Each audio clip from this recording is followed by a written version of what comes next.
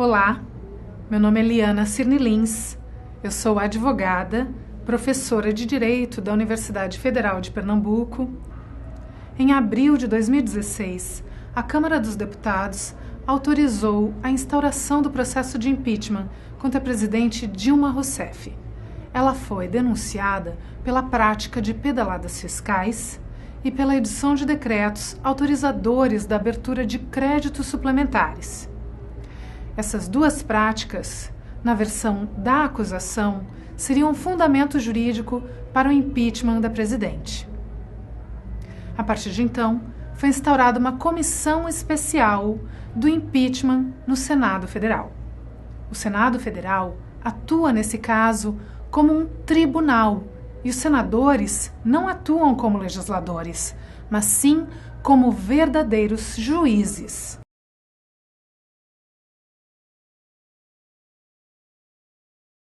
É por isso que foram realizadas diversas provas. Prova documental, ouvida de testemunhas e uma perícia técnica. Essa perícia foi conclusiva. A presidente Dilma não realizou nenhuma pedalada fiscal.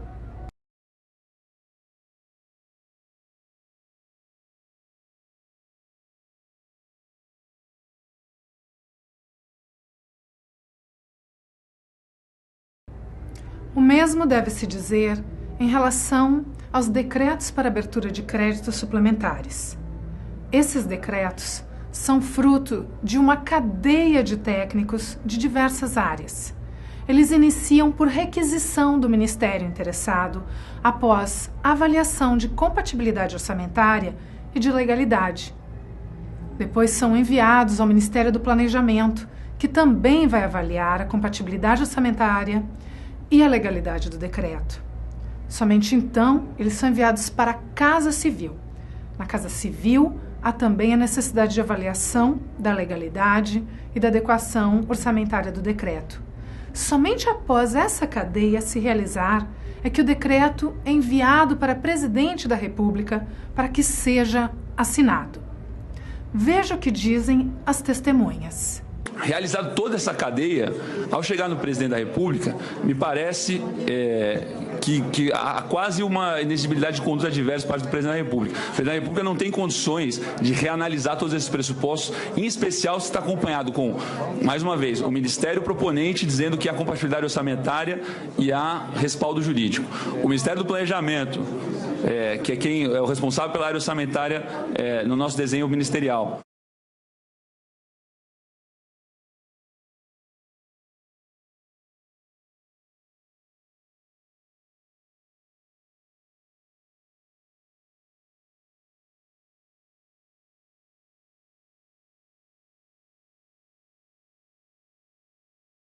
Ou seja, não houve qualquer ato da presidente Dilma que configure crime de responsabilidade.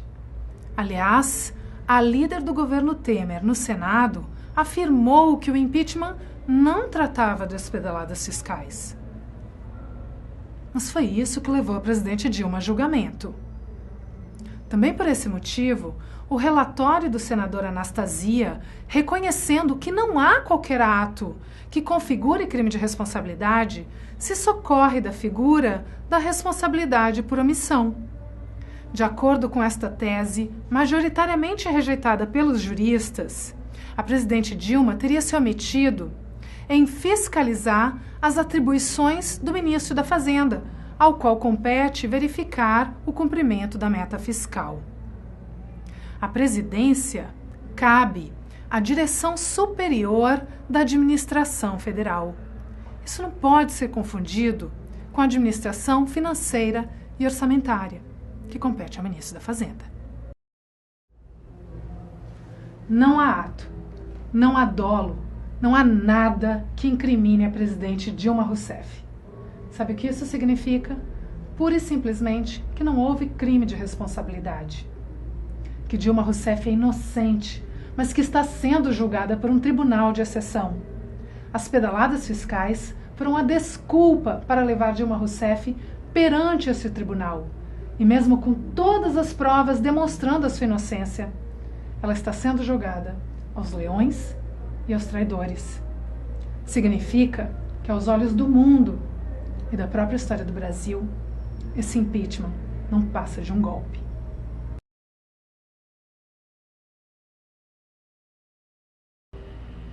Se a líder do governo Temer no Senado afirmou que o impeachment não é sobre as pedaladas fiscais, então sobre o que ele é? Esse golpe é sobre os seus direitos. Desde que assumiu, o governo interino de Michel Temer iniciou uma ofensiva contra os direitos do trabalhador com base em uma proposta da Fiesp, Federação das Indústrias do Estado de São Paulo, uma das mais importantes apoiadoras do impeachment.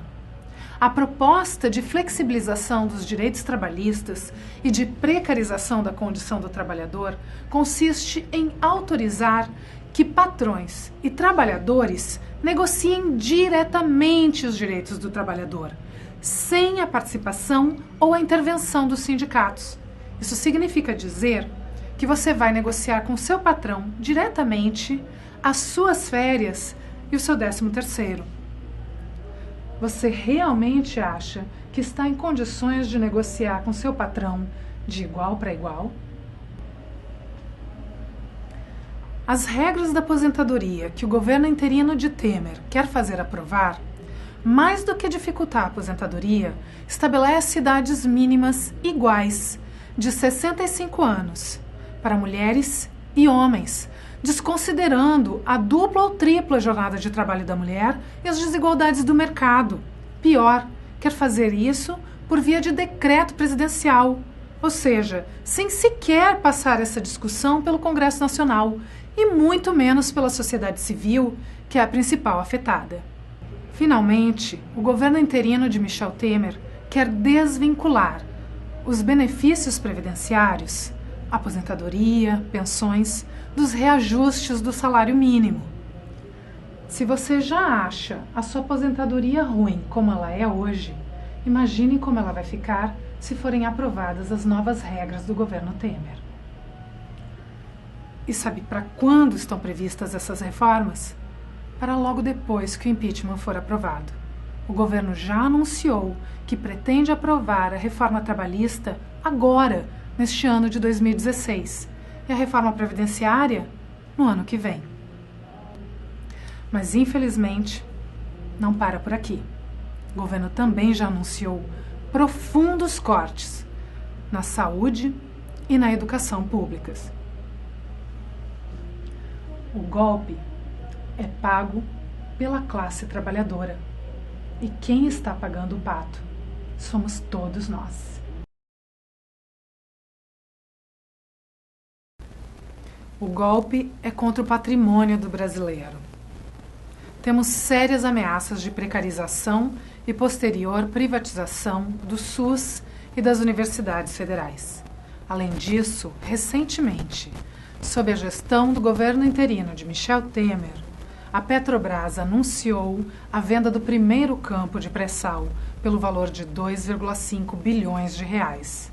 Para entendermos quão baixo esse valor, basta compararmos com o impacto do reajuste do funcionalismo público, do judiciário, executivo e legislativo, reajuste esse concedido pelo mesmo governo de Temer, cujo impacto é de 67,7 bilhões de reais até o ano de 2018. Num cálculo rápido, nós precisaríamos vender 27 campos de pré-sal somente para pagar este reajuste dos servidores. Não é possível concordar que o nosso patrimônio valha tão pouco. Como o impeachment pode se propor a limpar o país da corrupção, substituindo uma presidente contra a qual não pesa nenhuma condenação por um presidente interino ficha suja que está inelegível pelos próximos 8 anos e que iniciou o seu governo com a nomeação de 7 ministros envolvidos na Operação Lava Jato. Mais grave, o braço direito de Michel Temer, ex-ministro Romero Jucá, foi flagrado em escutas telefônicas com Sérgio Machado, nas quais afirmava que o verdadeiro propósito do impeachment era justamente impedir a continuidade das investigações da Lava Jato. Escute trechos da conversa telefônica. Rapaz, a solução mais fácil era botar o Michel. Minha filha, eu sou o Renan que tá contra essa porra. Um aborto. Eu não gosto do Michel, porque o Michel é Eduardo Cunha. Não esqueça do Eduardo Cunha tá morto, porra. Não, é um acordo. Botar o Michel. Um grande acordo nacional. Com o Supremo, com tudo. Com todo mundo e parava tudo. E aí delimitar onde tá, pronto. Parava tudo. O golpe é contra uma mulher inocente, que, como comprovado, não cometeu qualquer crime de responsabilidade. E mesmo sem ter cometido o crime de responsabilidade, foi ofendida, humilhada, xingada e moralmente agredida como nunca antes vimos um político brasileiro ser tratado. O golpe é machista.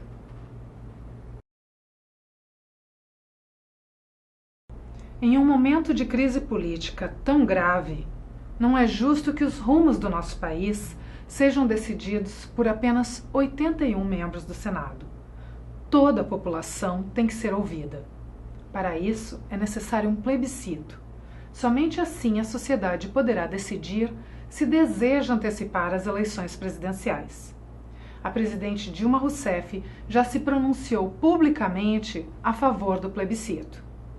Quem afasta o presidente pelo conjunto da obra é o povo, e só o povo nas eleições.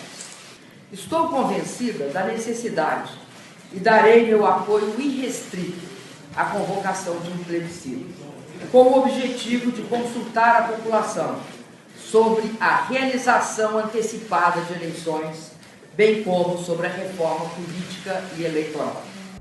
Se os senadores votarem a favor do impeachment, mas não a favor do plebiscito, eles vão perpetuar no poder um projeto de governo que não apenas não se elegeu nas urnas, mas que é o oposto daquele que foi escolhido pela maioria dos brasileiros. Isso é muito grave e fere de morte o espírito da democracia.